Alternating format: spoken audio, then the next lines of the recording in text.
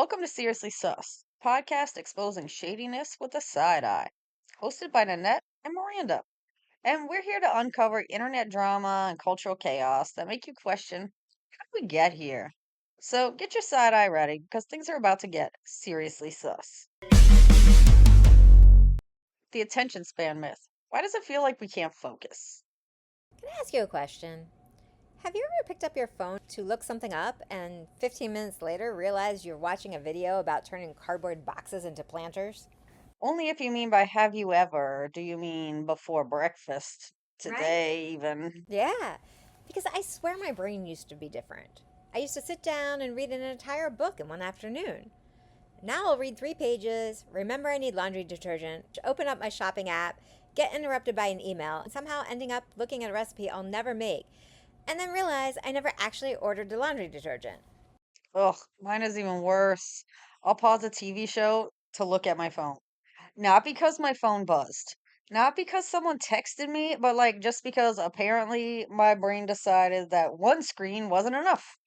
I caught myself doing that the other night too. Like, I paused YouTube to check LinkedIn. That's either hilarious or deeply concerning. I don't know if it's concerning, but it definitely feels like something has changed. Like, I don't remember people talking about attention spans like 20 years ago. Now, every other week, there's another article saying our brains are broken. Social media destroyed our ability to focus, and apparently, we all have the attention span of a goldfish. Which, by the way, poor goldfish, they didn't ask to be dragged into this conversation. Also, I saw this episode of Mythbusters where apparently goldfish have a better memory than we give them credit for. Yes. Seriously, somewhere there's a goldfish saying, like, can you people leave us out of your cognitive decline, please? I thought it was perimenopause brain. I figured, well, this is it. This is my life now. I walk into rooms for no reason. I lose my train of thought halfway through a sentence. And apparently, I can remember the lyrics to every song from 1987, but not where I put my phone. Thought the same thing. But then I started noticing my 20-year-old daughter does the exact same thing. And actually, she might be worse, which is both reassuring and slightly terrifying. Which either means we're all fine or we're all in trouble. And that's exactly what sent us down this rabbit hole. Because everybody says our attention spans are getting shorter. But then we started thinking, are they? Because if that's true, explain how I watched 6 straight episodes of The Pit without moving from the couch. Exactly. Or explain why people will spend 4 hours watching animal compilations but lose their minds if a YouTube video lasts 6 seconds. See? If we genuinely can't pay attention anymore, how are we binge watching entire seasons of television? How are people spending 3 hours researching how to make sourdough starter? How are kids watching live stream Minecraft for an entire afternoon? I mean, that doesn't sound like people who can't pay attention. So maybe the question isn't whether our attention spans are getting shorter, but maybe we're asking the wrong question entirely. So that's what we're talking about today. We wanted to know why it sometimes feels impossible to read 10 pages of a book when we absolutely love reading, while somehow having absolutely no problem watching 8 episodes of House of the Dragon in one weekend. Because that contradiction is fascinating. So before we get sidetracked by dancing dog compilations, let's lock into our side eye and get seriously sus.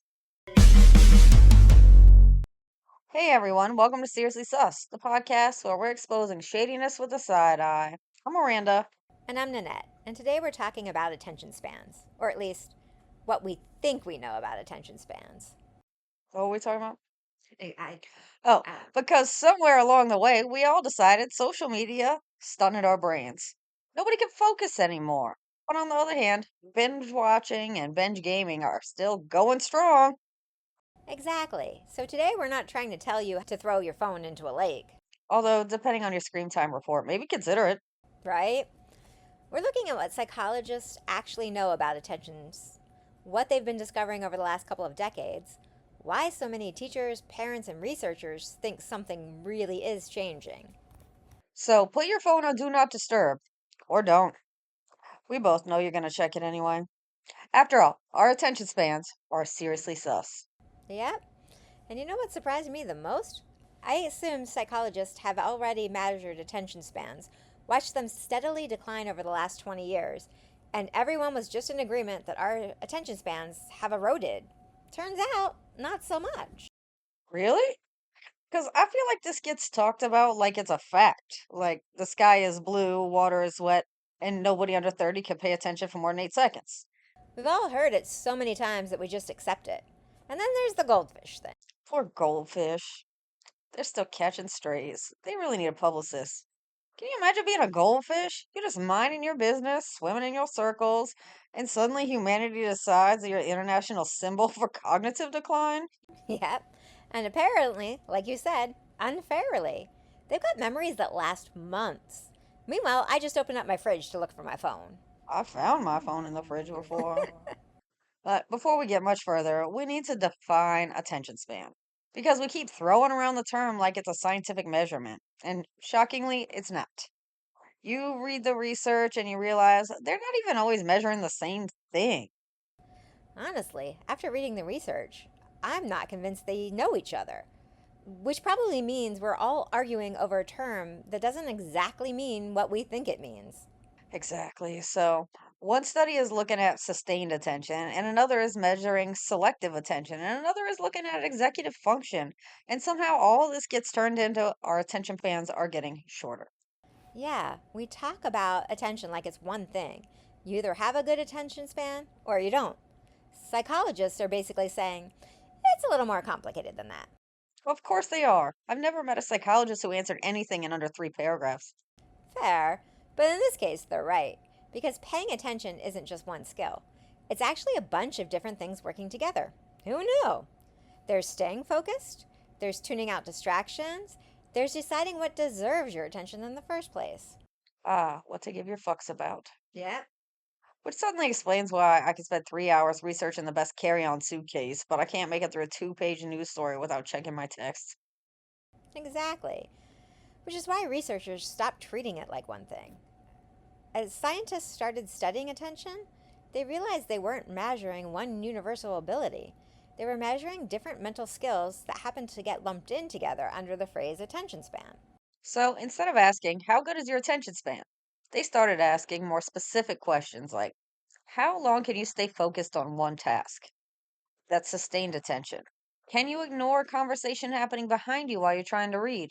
That's selective attention. Can you decide what's important, shift gears when priorities change, and stop yourself from chasing every distraction? That's executive attention. Mine apparently thinks reorganize the pantry is urgent whenever I have a deadline? Cleaning is amazing when you're procrastinating. Suddenly I'm like, I should alphabetize these spices. Been there. And if you can juggle more than one thing at a time without completely falling apart, that's divided attention. Okay, which one do I need to stop walking into a room and like forgetting why I walked in there? That's not attention, that's just being premenopausal. Pot, meat, kettle. Oh crap, did I leave my teapot on this morning? I rest my case. Anyway, where were we? As I was saying, none of those are exactly the same skill.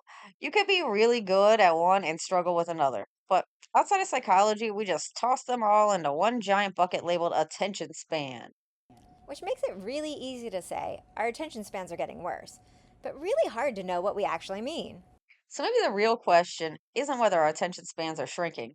Maybe it's which kind of attention is changing and why.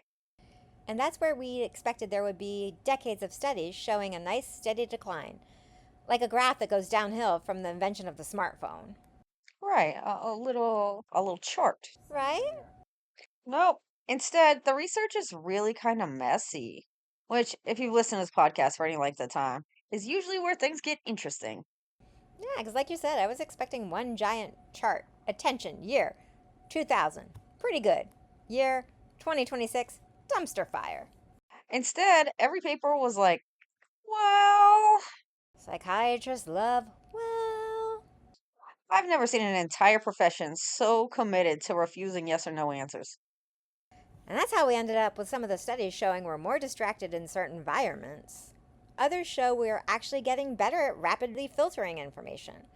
Some researchers found changes in sustained attention under specific conditions. Others found little or no evidence of broad decline at all. So, in other words, science's answer is the one everyone hates. It It depends. depends.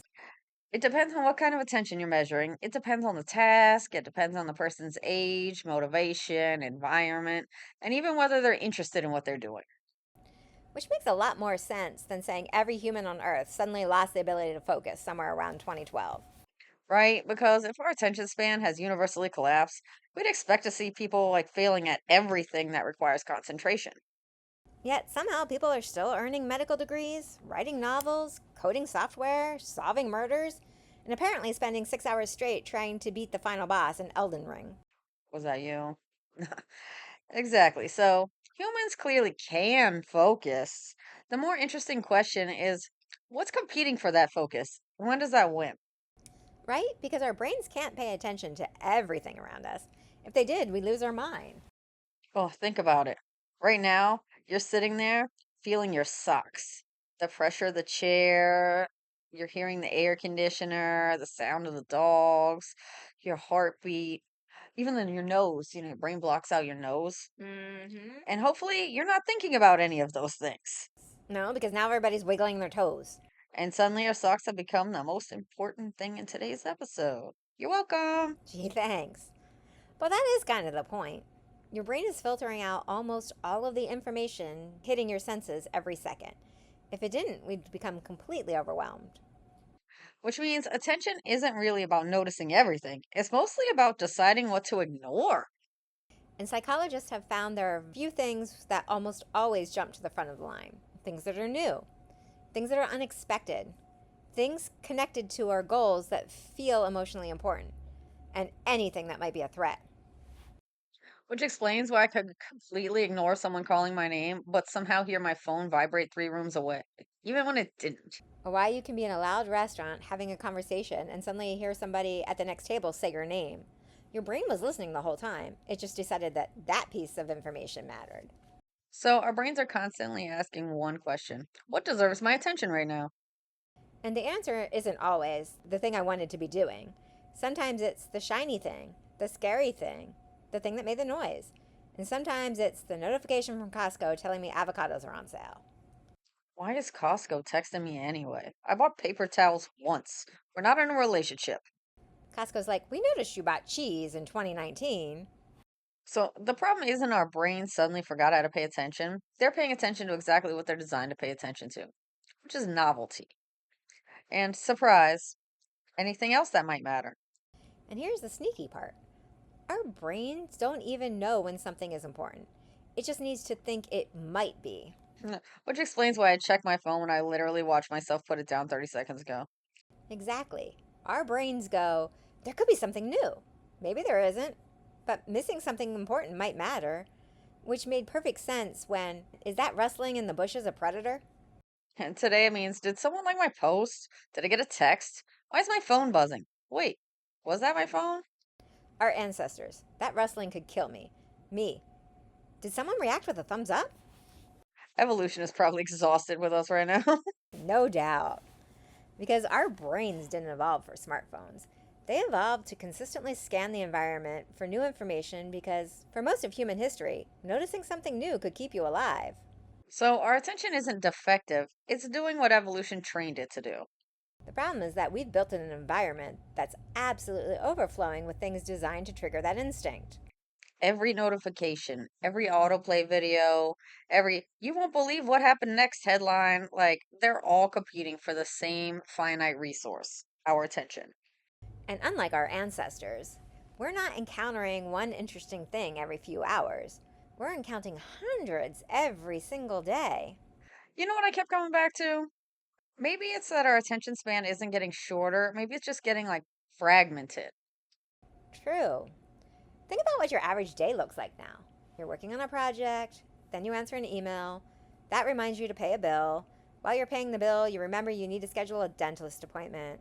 And then the dog wants to go outside, and you come back and you try to remember where you were, and before you know it, you're making dinner. Yesterday I went upstairs, like no exaggeration, 6 different times. Every trip had a different purpose. I accomplished exactly one. Amateur.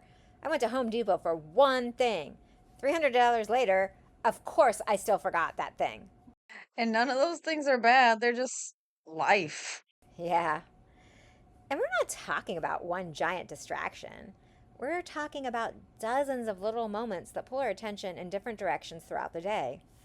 It's almost like our attention has become sliced into tiny little pieces instead of like long stretches. Which made me wonder if we've accidentally changed what a normal day even looks like. I remember sitting down and balancing my checkbook, and that was like the thing I was doing. Or reading a book for an hour without stopping. Now it feels like almost every activity comes with five other things attached to it. I don't even cook one meal anymore. I'll start making dinner and then like answer a question from my daughter. Remember, I need to switch the laundry, check whether I have enough chicken broth, let the dogs out, and then come back and think, wait, how did I get here? Been there. And what's interesting is that psychologists have noticed this too. They talk about our attention being constantly redirected throughout the day. Not because we've lost the ability to focus, but because we're constantly being asked to focus on something. Which is a really different idea than having a short attention span. Maybe our attention spans aren't disappearing. Maybe it's just spending less time in one place before something else needs it. And that's where psychology gets really interesting. So, researchers have started looking at something called attentional control. Basically, it's your brain's ability to decide where your attention goes and like keep it there. Which sounds simple until you realize your brain is making all these decisions all day long. Do I finish this email or do I answer the text? Do I ignore the notification or see if it's important? Do I keep reading this article or do I look up something it just reminded me of? I always look up something it just reminded me of. Well, we tend to think of attention as something that like just happens, but psychologists describe it as a constant process of selecting, prioritizing, and redirecting. Your brain is continuously deciding what deserves your attention and what doesn't. And every time something new competes for your attention, your brain has to make another decision. Most of these decisions happen so quickly we don't even notice them. Which means it's not just the interruptions themselves that matter, it's the sheer number of times your brain is being asked, is this more important than what you're doing right now? Yep. Imagine if somebody walked into your office every few minutes and asked, quick question. Even if every question only took 10 seconds, you'd still have to stop what you were doing, evaluate the question, answer it, or decide it could wait and then go back to work. And then clean up the body. Right? Our brains are doing that all day now. Not because they're broken, but because they're constantly being presented with choices where, and like, where should this attention go next, you know? And researchers think that has real consequences. Every decision about where to direct your attention uses a little bit of your mental resources. By the end of the day, it can feel mentally exhausting. Not because you've been concentrating on one difficult thing for 8 hours, but because you spent 8 hours continually deciding what deserves your attention. Which might explain why so many people end the day feeling busy, but like strangely scattered. Right? It isn't necessary that we concentrated less, it's that we had to divide, redirect, and reallocate our attention over and over again. I think modern life really changes the equation. It's not that we're interrupted once in a while, we're interrupted like consistently and constantly. Exactly. Think about yesterday. How many times did your attention get pulled somewhere else? A text, an email, Teams notification, your watch buzzed, someone asked you a question, the dog barked, you remembered you needed to pay your electric bill, you wondered what the weather was going to do. Half of these interruptions didn't even come from another person, they came from us. Which is slightly offensive to hear because I like to think my phone is distracting me. Turns out my own brain is in on it. Right? Sometimes we blame technology for interruptions that started inside our own heads. I should check my email. I wonder if that package shipped. Oh, I forgot to text my sister. Nobody interrupted me. I interrupted myself. And psychologists have actually studied this. Every time we switch from one task to another, our brains don't instantly snap back to where they were. There's a little bit of mental residue left behind. I love that phrase, mental residue, because it's exactly what it feels like. Part of your brain is still thinking about the email while you're trying to read the report, or you're still thinking about the report while you're trying to answer a text. It's like opening 20 browser tabs and wondering why your computer starts slowing down. Speaking of, how many tabs do I actually have open right now? We're not doing this. It's over 50, isn't it? Next question. Just as I suspected. Moving on. The point is one interruption? Probably not a big deal. 50 interruptions spread throughout the day? That's a completely different experience. And I think that's why so many people say, I was busy all day, but I don't feel like I actually accomplished anything. I say that at least twice a week.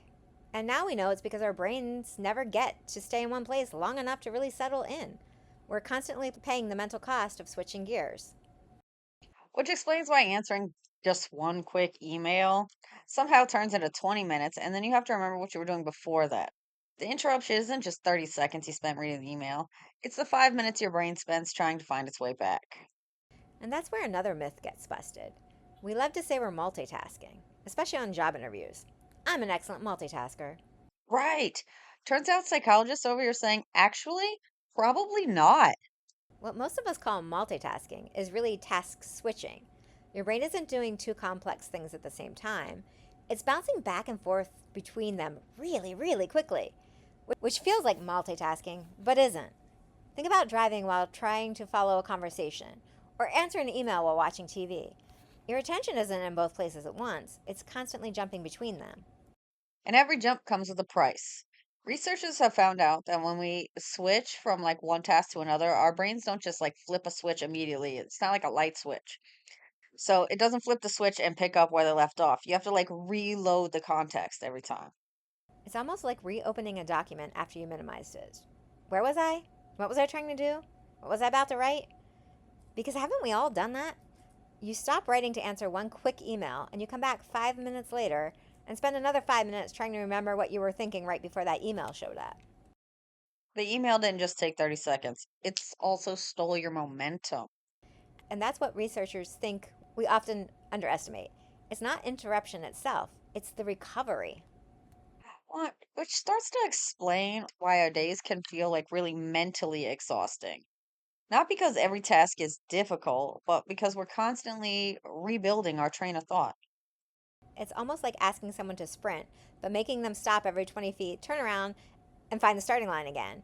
You're still moving, but you're spending an awful lot of energy just getting back up to speed. Which made me wonder, when was the last time you were actually bored?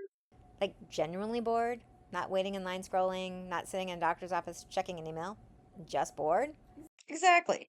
Because I remember being bored like all the time as kids. Long car rides, waiting in the airport, Saturday afternoons when there was like literally nothing on TV. The weather's bad, you can't go outside. Right. You just sat there. You remember reading the back of the cereal boxes at breakfast? Yeah, till everything was memorized. Or staring out the window? Or making up an entire world in our head? Today, those little empty moments almost don't exist anymore. We fill them. If we're waiting 30 seconds, we reach for something. And psychologists have become really interested in those empty moments. Because when your mind isn't focused on a specific task, it doesn't actually shut off. It starts making connections, processing experiences, replaying conversations, solving problems in the background. Or creating ones that don't exist. That too. All right, which explains really one of life's greatest mysteries. Why your best ideas show up in the shower, or while you're mowing the lawn, or walking your dog. Researchers call it mind wandering. And for a long time, people thought it was just like your brain getting distracted. And now they're realizing it may actually serve a really important purpose. It's not to say that we should all aspire to be bored 24 hours a day. Boredom can be uncomfortable. But a little mental downtime seems to give our brains room to organize information and connect ideas in ways they can't when they're constantly reacting to the next thing. Which made me realize something. Maybe boredom wasn't the enemy. Maybe it was part of the rhythm. You focused, then rested, and then your mind waters off, and then you focus again. And today, that rhythm might look very different. Not because we're doing anything wrong, but because it's become incredibly easy to replace every quiet moment with another piece of information. Which brings us to the last question we really wanted to explore. If our environment shapes how we use our attention, what happens when we grow up in a completely different environment? That's where things really get interesting, because today's youth and young adults have never known a world without instant access to information. If they had questions, they don't wonder for an hour, they Google it. If they're curious about something, they can watch a video in 30 seconds. It's just normal to them. They didn't have to ask Uncle Greg No. what can't identify a fucking dolphin or a shark. Right. Yeah, we used to settle arguments by like just confidently being wrong for years. Exactly. Now someone says, on, hang on. And 20 seconds later, everybody's humbled, which means they're developing additional habits in this environment that's like completely different from the ones we grew up in. It doesn't automatically make them worse, it's just different. Yeah? And researchers are seeing evidence of exactly that. Some studies suggest younger people have become incredibly good at rapidly locating information, filtering huge amounts of content, and switching between different streams of information. Those are all legitimate skills. But there may also be trade offs because if your brain spends years adapting to constant novelty and frequent switching, sustained attention is kind you need for like reading a long novel or working through a difficult problem. And that may require deliberate effort. Which honestly isn't just a Gen Z problem anymore. I think most of us have to practice that skill now. I know I do sometimes. Same. And I think one of the biggest things we learned during this conversation is we kept looking for a simple answer like, are attention spans shrinking? Yes or no? Like, instead, we found a much more complicated story. Humans can absolutely still focus. People are still becoming surgeons and authors and building companies and learning language and creating art. Our ability to pay attention didn't suddenly disappear, but the environment we ask that attention to operate in has changed really dramatically. There are more decisions, more information, and more opportunities to switch, more competition for the same finite resource.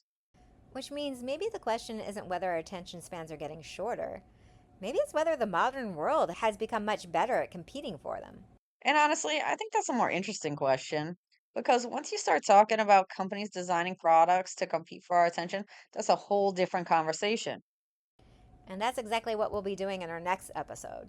We're going to look at what's become known as the attention economy, how our attention became one of the most valuable commodities in the world, why companies are competing so fiercely for it, and what does it mean for all of us? Today's episode was really about us, how attention works, why it feels different, and what the research actually says. Next time, we'll look at the people who built entire industries around keeping that attention. So, are our attention spans actually getting shorter? The honest answer, like almost everything on the show, is it's complicated. Research doesn't support the idea that humanity suddenly forgot how to focus. Clearly, we're still capable of deep concentration. What seems to have changed isn't our ability to pay attention, it's the environment our attention has to survive in. Our brains evolved to notice novelty and shift focus when something important happened, and constantly evaluate what deserves our attention. And today, we're asking those same brains to make hundreds, sometimes thousands of those decisions every single day. So maybe our attention isn't broken. Maybe it's just working overtime. And maybe that's why so many of us feel mentally exhausted by the end of the day. Not because we weren't paying attention, but because we were paying attention to everything. I think that was one of my biggest takeaways from all this. I started this conversation expecting to find proof that our attention spans were shrinking. Instead, I found much more interesting story. Like attention isn't one thing; it's a collection of incredibly sophisticated mental skills that have evolved over hundreds and thousands of years. And those skills are trying to navigate a world that's changing much faster than evolution ever could. Which is kind of comforting, actually, because it means your brain probably isn't failing. It's adapting. Whether it's adapting in the best possible way, well, we're all still trying to figure that out. And that's where we'd love to hear from you. Have you noticed your attention changing? Do you find it harder to read books than you used to? Can you binge an entire TV series but like struggle to get through a news article? Or do you think this whole conversation about shrinking attention spans is overblown? Let us know in the comments on YouTube. Send us an email at seriouslysuspodcast@gmail.com or connect with us on social media. If you liked today's episode, subscribe, leave us a review, and share it with someone who says, hang on, I wasn't paying attention. Which, considering today's topic, would be kind of perfect. And if you started listening while folding laundry, answered 3 texts, checked the weather, and is just now realizing we're at the outro, honestly, we've all been there. We're just impressed you made it this far, and respectfully request you consider hitting replay. Now, before we get sidetracked, thank you for spending some of your attention on us. It's much appreciated. We'll see you next Wednesday. Until then, keep your side eye ready and stay seriously sus.